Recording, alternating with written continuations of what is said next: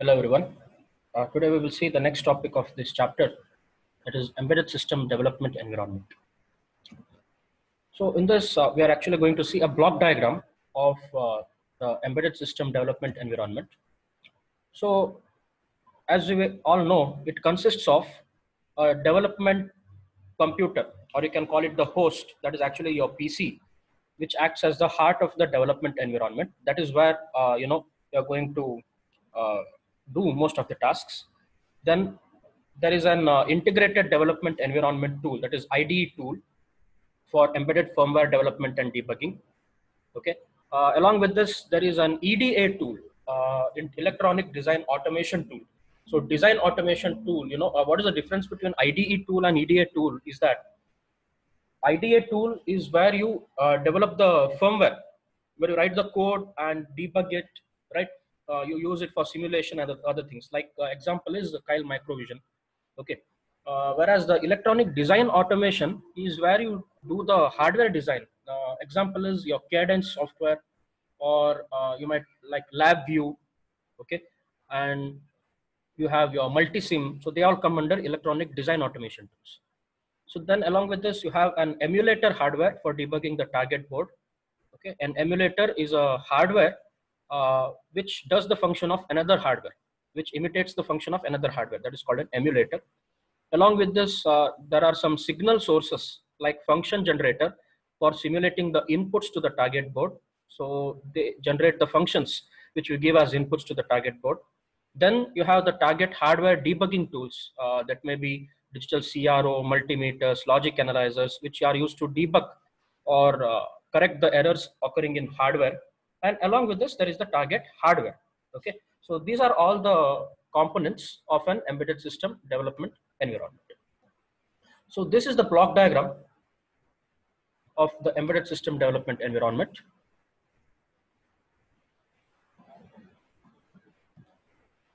Okay, here you can see the host is your development PC, that is the host.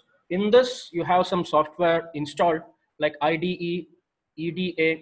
These are all the software installed in your PC. Then you have the function generator, right? The function generator. This PC, it is connected to there is a simulator software inside this. Then it is connected to an emulator device which imitates this target board. Okay. To this, there is an interface. You might be using USB or serial or parallel interface to connect in between emulator or the PC and the PC, right? Then there is a interface between emulator and target board. Okay, this is the actual target board. Okay, so to this, as the input, you are giving the signals from the function generator. Okay, to debug, you are using different things like logic analyzer, multimeters, and other things. Okay, and the PCB fabrication, it is also done using the PC itself. So the fabrication files are done, and from that the PCB is fabricated. Okay, so this is the block diagram of the embedded system development environment. It consists of your host, then different tools, EDA and IDE tools. Okay, then simulators, which is a part of actually IDE tool. Then emulator, the interface between them, interface between PC and target board is through an emulator. Okay, from emulator, you are actually interfacing the target board. Then there are some components like signal generator or the function generator, which is the signals of which are given as input to the target board.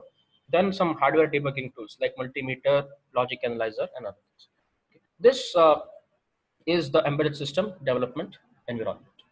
So the IDE and EDA tools are selected based on the target hardware development requirement, and they are supplied as installable files in CDs by vendors.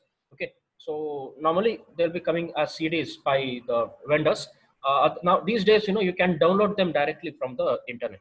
So these tools, they need to be installed on the host PC used for development activities. So these tools can be either freeware, some of them are freeware or open source software, or it may be licensed copy or evaluation versions. Licensed versions of the tools are fully featured. If you pay and get the full version, you get the full features and fully functional. Whereas the trial versions, they fall into two categories: tools with limited features and full featured copies with the limited period of usage. So if you go for evaluation version or trial version, you might have seen some cases, right? You will be having the full features only for few days, like maybe 30 days or something. Or sometimes you will be having you'll be having it for free, but you will not get full features. You'll get some limited features like student edition or something like that. So those are the different versions of the IDE or EDA tools. So coming to the IDE, that is the Integrated Development Environment. This stands for an integrated environment for developing and debugging the target processor specific embedded firmware. So in this, you're going to write the code and debug it. So it's a software package which bundles a text editor. There will be an editor to edit the source code, then a cross compiler for cross platform development and compiler for same platform development. Okay. Then a linker and debugger. Okay. These are all the things that is included in the IDE package. So IDEs used in embedded firmware development, they are slightly different from the generic IDEs used for high-level language-based development for desktop applications. So in embedded applications, IDE is either supplied by the target processor or controller manufacturer or by third-party vendors or as open source. So in generic IDEs, you know, you might have seen like there are different software like Visual Basic, Visual Studio. So they are all the IDEs. They are used for high-level language development, like you can use it for Python, C++, C, and other things. But in case of embedded applications, they are slightly different. You know, they are oriented towards generating the codes which are embedded into some hardware. Okay, so example for your IDE is your Kyle Microvision from Kyle Software. It's a third-party IDE which is used for developing embedded firmware for 8051 family microcontrollers as well as your ARM microcontrollers. And there are plenty of family of microcontrollers which are supported by this Kyle Microvision. Apart from this, you have another IDE, MP Lab, you know, which is supplied by Microchip for developing for embedded firmware using their PIC family of microcontrollers. Then Code Warrior, it's an example for IDE for ARM family of processors. Okay, so there are multiple IDEs available. So more about IDE, we have we'll be seeing in the lab. We have already seen how to execute the programs in Kyle Microvision and what are the different features it is going to have. Okay, so then we have some other concepts in this chapter that is regarding disassembler or decompiler. We have seen clearly in the previous module what assembling process is, right? Assembling in the sense we are going to convert the assembly language program into target processor specific machine instructions, right? So that is assembly operation. Similarly, compiling is the process of converting a high level language program into target processor specific machine instructions. So this disassembler and decompiler do the reverse process of what assembling and compiling does. Okay, disassembler is a utility program or a software which converts machine codes into target processor specific assembly codes or instructions. So assembling means from assembly code you are converting to machine code, whereas disassembling means from machine code you are going to generate assembly code. The process of converting machine codes into assembly code is known as disassembling. So this disassembling is complementary to assembling or cross assembling. So it is the opposite of what we do in assembling operation. So decompiler is the utility program for translating machine codes into corresponding high level language instructions. So from machine language, you are converting to high level language. That is called decompiler. So it performs the reverse operation of compiler or cross compiler. The disassemblers or decompilers for different family of processors or controllers are different. Now, why do we go for this disassembler or decompiler? One of the major reasons of or purpose of going for disassembling or decompiling is the reverse engineering. So what do you mean by reverse engineering? So reverse engineering, it's the process of reversing the technology behind the working of a product. So in embedded product development, this process is used to find out the secret behind the working of popular proprietary products. So what you do is you do not start from the scratch. What is done in reverse engineering is the final product is obtained, and from there, from its working, its machine, its code is generated. Okay. So what happens in this thing is, in the memory of your embedded products, there will be code written in machine language format. So if at all somehow that code is obtained by going into the code memory, which is actually not allowed, if you hack and get the code from the code memory, it will be in machine language. So that machine language program, if it is converted to assembly language, we can get the logic of how the device is working. Okay, if it is converted to assembly language or to C language, we can get the logic of how the device is programmed and how the code is written. Okay, that is actually reverse engineering. It help the disassemblers and decompilers help the reverse engineering process by translating the embedded firmware into assembly or high-level language instructions. So they are powerful tools for analyzing the presence of malicious codes or virus information in an executable image. Sometimes, while if in the machine code itself, there might be virus. So if you are converting it to assembly code or C code and analyze it, we can find if there is any malicious code, if it is inbuilt in the system. Okay. Also, this is used to produce some duplicates of an original product by, by some engineers who perform this reverse engineering task. So that's about the disassembler or decompiler. So next we have some of the things like simulators, emulators, and debuggers. So we will see it one by one. So simulator is a software tool which is used for simulating the various conditions for checking the functionality of the application firmware.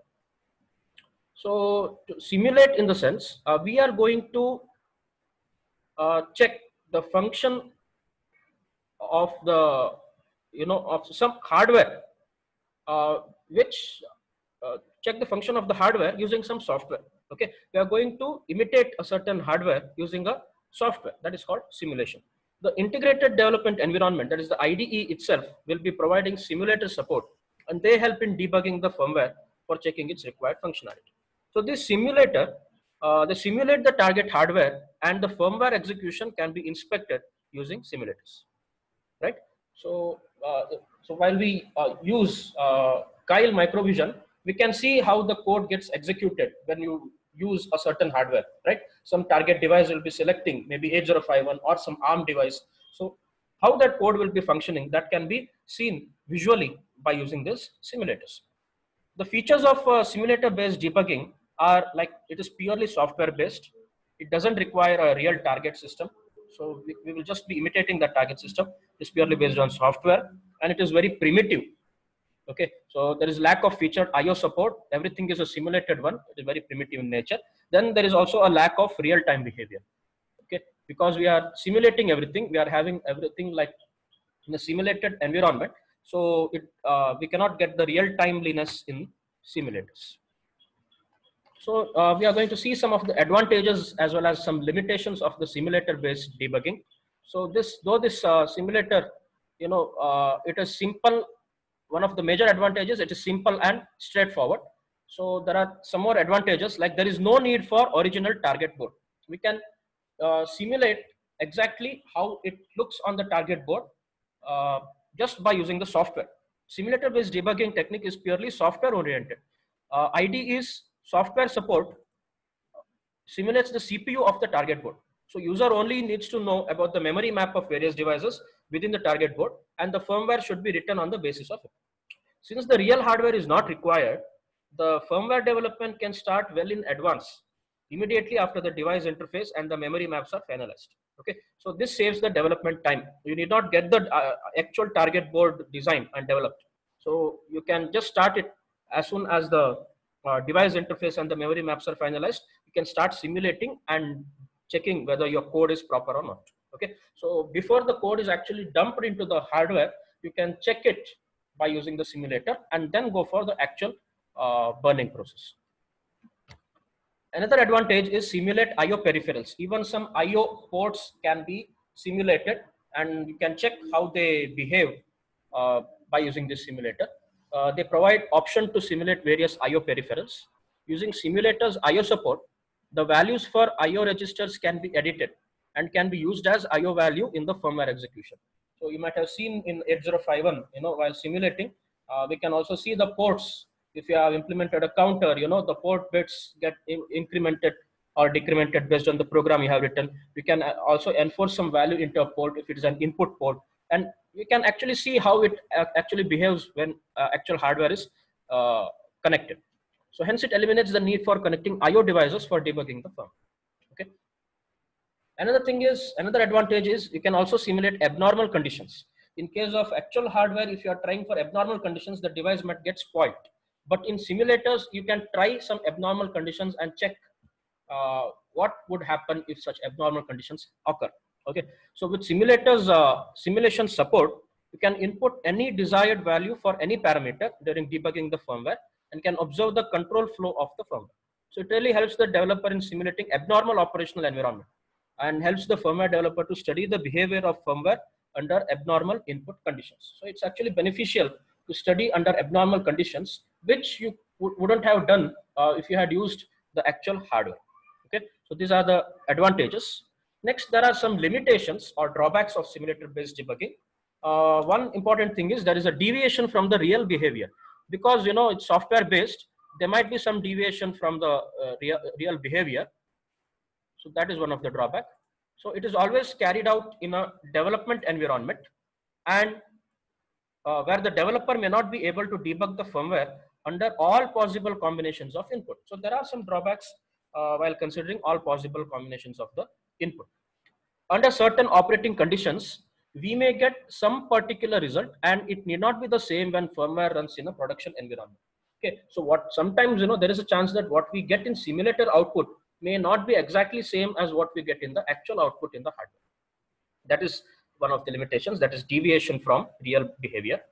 The other one is lack of real timeliness. So as we have said, there is a lack of real-time behavior in this.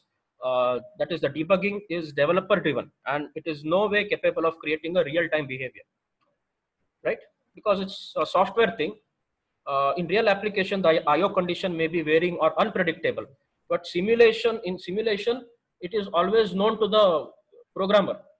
The input conditions will either be given manually, or you'll be writing a test bench to get the inputs, right? So it will be known to the user what inputs will occur and what outputs will be getting. You're going to check that based on the code. But in real conditions, in real time, we never know, or we cannot predict what will be the IO inputs, IO conditions and other things. So here, that is one limitation, that there is a lack of real timeliness. So these two are the limitations of simulator-based debugging. So that is about simulator. So simulator is basically a software which imitates a particular hardware and the firmware execution. There is another thing that it's actually a device which is called an emulator. So what is emulator? So normally people confuse with simulator and emulator. This emulator is actually a hardware device. This hardware device, it emulates or it imitates the functionalities of the target device and allows real-time debugging of the embedded firmware in a hardware environment. Okay, so here what happens is, it is a hardware device which imitates another hardware device. Instead of your actual target board, you are using a emulator which functions as the target board. You can check the functionalities of the target board by using this emulator. If it works fine, you can dump from emulator into the actual target board. Okay, a circuit for emulating target device remains independent of a particular target system and processor. The emulator emulates the target system with extended memory and with code downloading ability during the edit, test and debug cycles, that is in the development stage.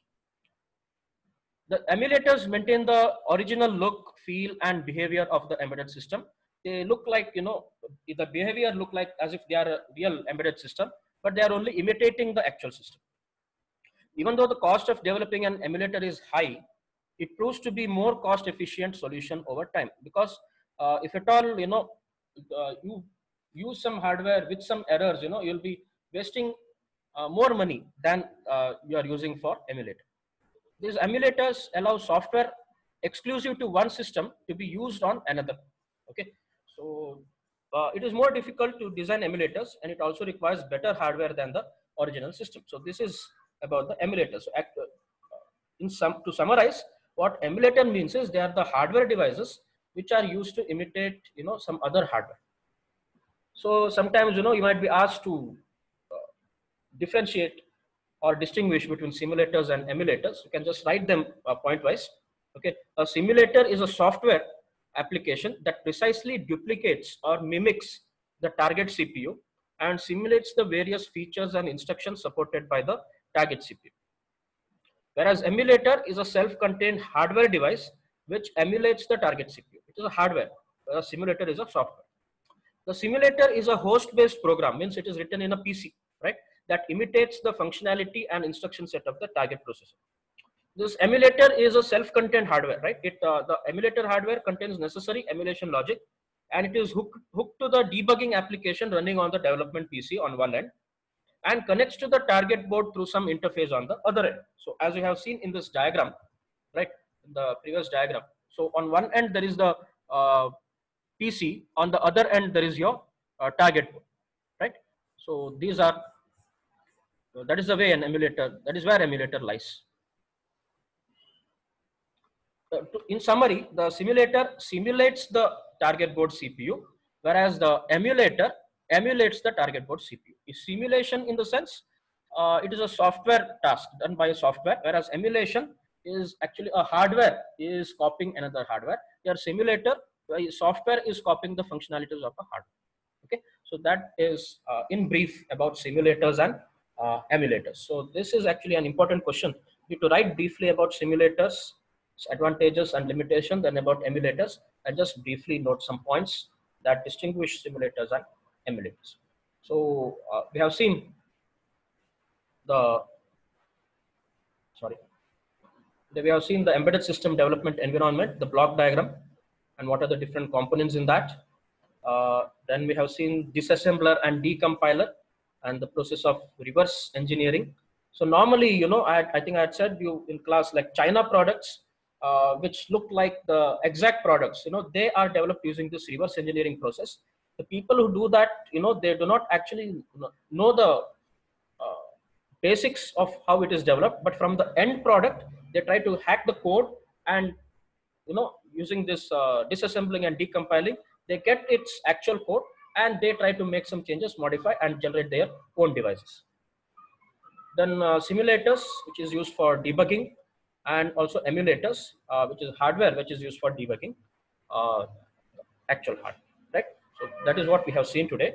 In the next class, we will see the last topic that is remaining in this chapter. That is, we have certain debuggers and debugging techniques. Okay, so there are different debugging techniques. Again, that we have hardware debugging and firmware debugging. We will see some of the techniques, and we will finish this particular chapter. Okay, thank you.